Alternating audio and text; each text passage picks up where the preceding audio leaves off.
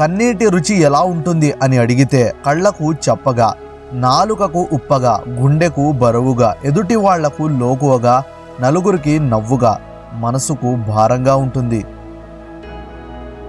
ఈ కలియుగ నిబంధన ఏంటో తెలుసా మిత్రమా? 100 మంచి పనులు చేసి ఒక్క చెడ్డ పని చేస్తే నువ్వు చెడ్డోడివే. మరి 100 చెడ్డ పనులు చేసి ఒక్క మంచి పని చేసిన మంచోడివే. జనానికి నీ గతంతో పని లేదు.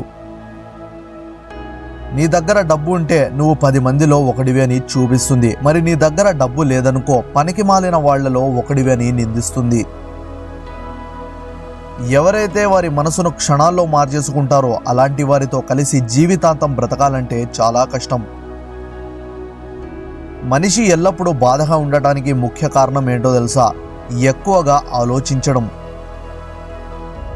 ఒకడు తెలియక తప్పు చేస్తే వదిలేయొచ్చు, కానీ తెలిసి కావాలని మోసం చేసిన వారిని అస్సలు క్షమించకూడదు. ఎందుకంటే ఆ మోసానికి మరొకరు బలి అయ్యే అవకాశం మనమే ఇచ్చినట్టు అవుతుంది.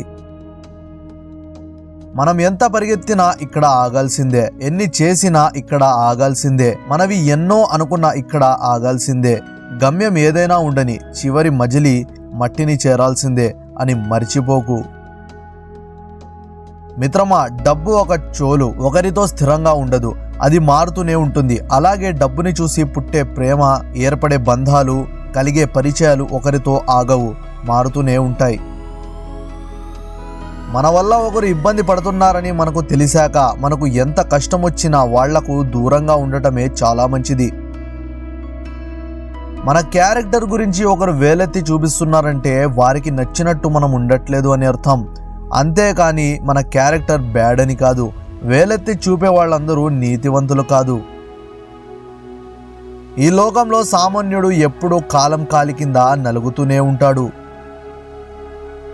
మనిషికి మనశ్శాంతి లేని జీవితం మరణం కంటే ఎక్కువ బాధనిస్తుంది. ఎందుకంటే మరణం వస్తే ఒక్కసారే చనిపోతాం, కానీ మనసులో ఉన్న బాధ మాత్రం ప్రతి క్షణం చంపుతుంది. మిత్రమా, గట్టిగా ఆలోచించు. ఏదో ఒక రోజు మన ప్రాణమే మనల్ని వదిలేస్తుంది. మనుషులు వదిలివేయడంలో వింత ఏముంది చెప్పు? అందనిది కళ, అందలేనిది ఊహ, తీర్చలేనిది కోరిక, తిరిగిరానిది గతం, విడదీయలేనిది బంధం, మర్చిపోలేనిది జ్ఞాపకం.